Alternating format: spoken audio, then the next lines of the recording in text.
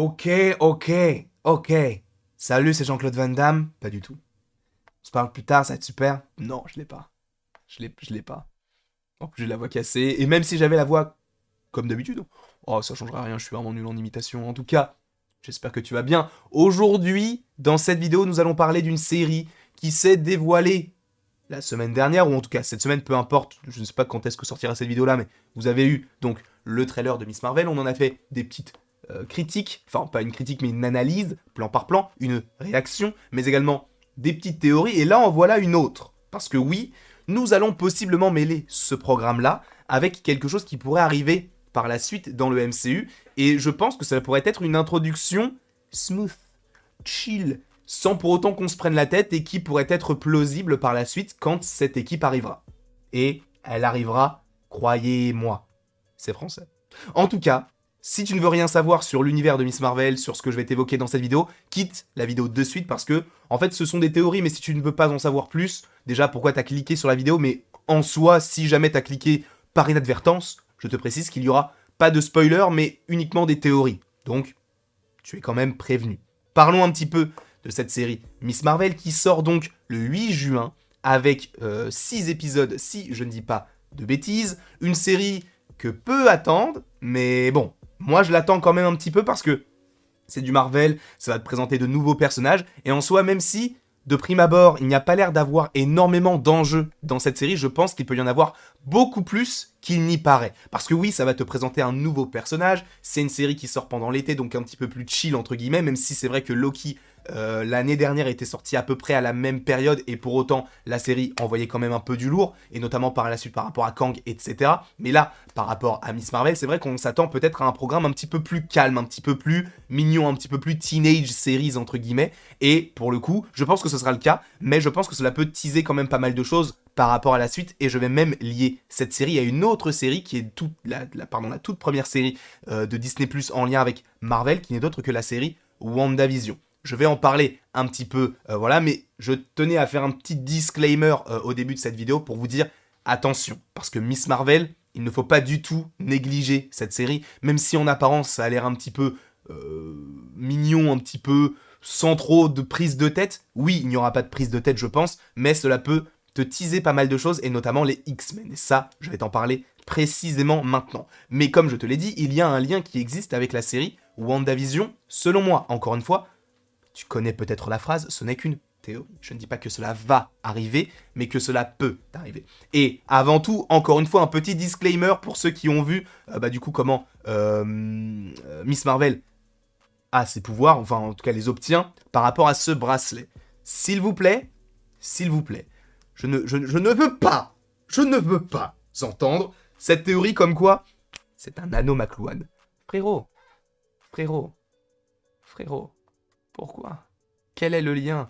Je veux bien que ce soit un bracelet, etc.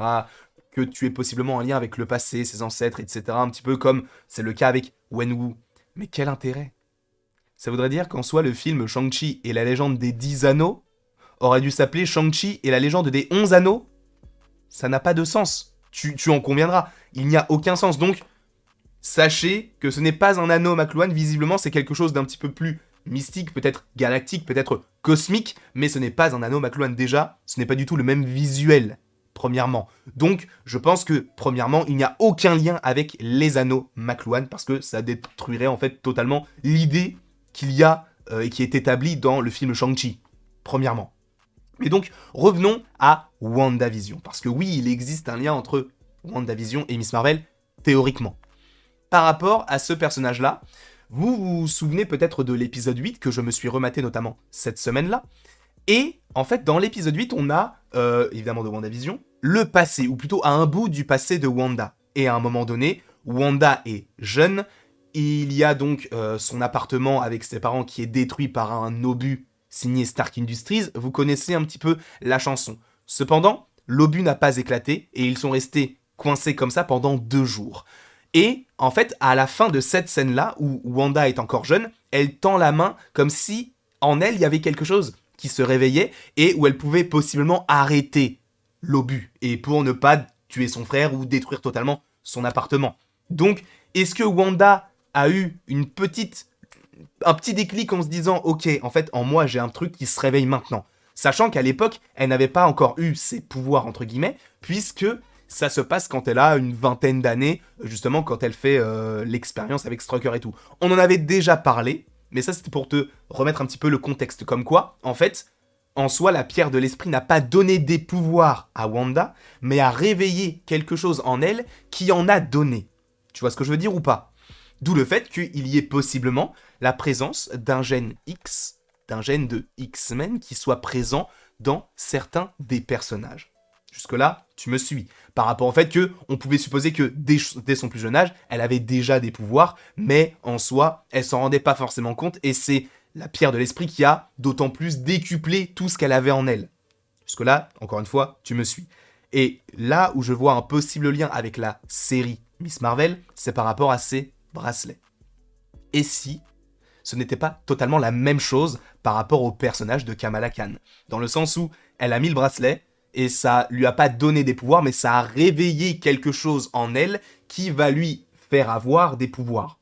Et tu vas me dire, oui, mais en soi, ok, mais pourquoi? Elle peut juste avoir le bracelet, et hop, le bracelet lui donne des pouvoirs. Quand elle a plus le bracelet, elle n'a plus de pouvoir. Je suis totalement d'accord avec toi. En soi, ça peut être possible, ça peut être ce vers quoi on tend, mais c'est vrai que on sait que dans la série Miss Marvel, on aura notamment des liens avec ce qu'il se passe dans le passé, les ancêtres de Kamala Khan, et on suppose que c'est un bracelet qui se transmet entre guillemets de génération en génération. Donc en fait, la théorie que je te stipule, que je te propose, c'est qu'en fait, Miss Marvel introduisent les X-Men secrètement sans pour autant le dire vraisemblablement, mais en gros que ça les tease, dans le sens où quand ils étaient donc dans le passé, ils ont peut-être trouvé ou formé ce bracelet-là, et qu'en fait ça permettait de réveiller des pouvoirs. D'où le fait qu'il soit dans le grenier de Kamala, parce que oui, Kamala le trouve dans le grenier. Et tu vas me dire, oui, mais un truc qui donne des pouvoirs, pourquoi est-ce que c'est dans le grenier?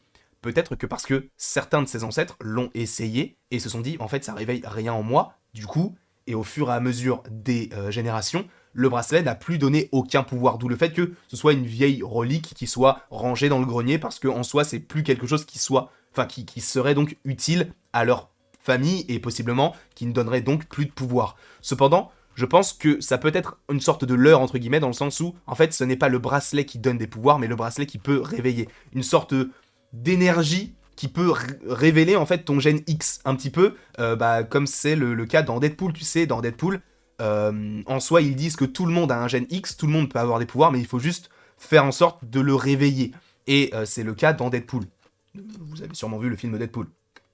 Ou pas. Désolé pour le spoil. Mais bon, là c'est bon, le film est sorti il y a quand même plus de 6 ans. Donc je pense là c'est bon. Laisse-moi tranquille.